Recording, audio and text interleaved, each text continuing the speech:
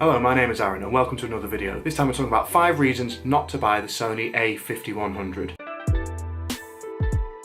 Before we get started, also coming soon on my channel will be 5 reasons to buy this camera. So it's a 2-part series where we look at the pros and cons of the Sony a5100. But if you enjoy the channel, please like and subscribe. If you hit the bell, you'll get the notification for that next video. The a5100 is the camera that I'm using now to make this video. So clearly I do like this camera and use this camera frequently. However, there are some things about this camera that do annoy me, and that's what we're going through today. So first up, there is no electronic viewfinder. Now, as this camera is so small, this is one of the sacrifices that has been made to save space. This means that there isn't somewhere where you can put your eye up to the camera like a classic viewfinder. Now, all the other cameras in the Sony A range, so the a6000 up to the a6500, do have them, which does mean you need to use the screen on the back. This means that if it is an extremely bright situation, the screen really doesn't go bright enough to be able to see it, which means that you're sometimes shooting at a bit of a disadvantage compared to those cameras. A lot of the time you don't need it if you're using the camera inside, it's not essential, but if you do need that extra clarity and you want that extra precision, it is worth bearing in mind that this camera does not have an electronic viewfinder. My second point is that this camera only records up to 1080p video.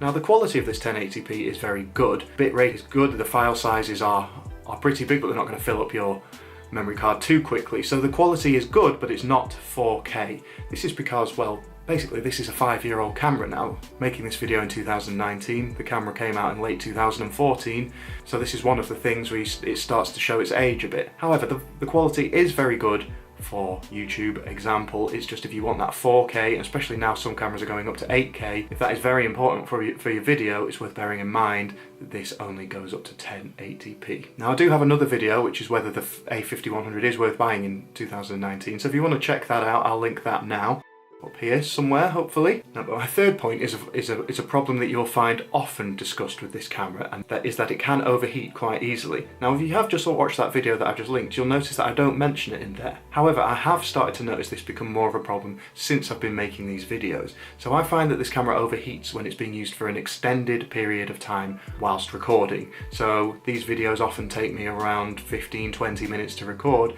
The camera will be quite hot to the touch on the body afterwards. So this is an issue because, especially if you're outside in somewhere that's already hot, if you're on holiday and the sun is shining, that'll make it even hotter. All the warnings on the camera, it even has a little warning on the back saying that it can overheat and that's not a problem. However, I think it is an issue, especially if it is getting too hot, because I have heard that the camera can shut down from too much overheating. I've not had this problem, but if it's getting hot to the touch, it is a little bit of a worry. My fourth issue with this camera is that there is no external microphone port, so that means no 3.5-inch jack. This is a bit of a problem because otherwise you're using the onboard mic. Now, for this video I've used the onboard mic so you can get an example of what it sounds like. I think it's fairly decent for something like this, but it might be a little bit too echoey in a larger room, and you can probably hear little bits of the echo throughout this. Now, I think this must have been a space-saving exercise, again, to keep the form factor of the a5100 down to as small as it is. And that is a plus point how small it is, but this is one of the sacrifices that's been made. So if you really want to improve the quality of your audio, you're going to have to use a separate external microphone and recording system. So not ideal if you're trying to keep what you're carrying around down to a minimum, but still want high quality audio. The microphones on this are stereo and they're on the top of the camera, so the capabilities of recording audio on this camera isn't too bad, but it is a shame that it doesn't have that capability to plug in a microphone. The last point is more of a small bugbearer for me, and well, maybe it would affect everyone, is that there is no function wheel on top of the camera. So this is the settings wheel where you'd have all your different priority settings for like shutter, aperture and exposure. These settings are on the camera, you're going through the menu systems, but if you're trying to move between these settings quite quickly, it's a bit more fiddly to jump into a menu, press a couple of buttons rather than just have that on the wheel on the top.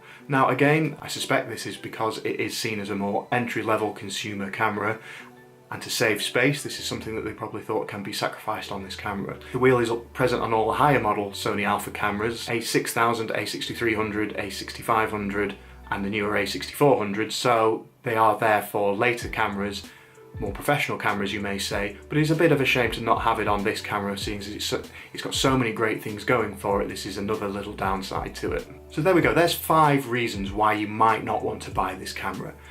I'm not saying this from do not buy this camera because of these things. They're all just little bugbearers which might add up, or they might be very important to you and I think are worth considering before you buy this camera.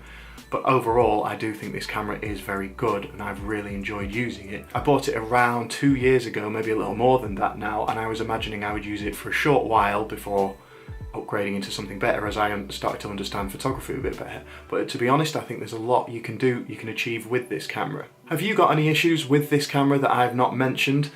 I might not even be aware of them. Please let me know in the comments, because I really like to know more about this camera, especially in comparison to the other Sony Alpha cameras in the range. But as I mentioned at the start of the video, please subscribe to the channel and click that bell, because you'll see the second part of this video series, which is looking at good reasons to buy this camera. But that's it from me for now. Thanks for watching. See you again next time. Cheers.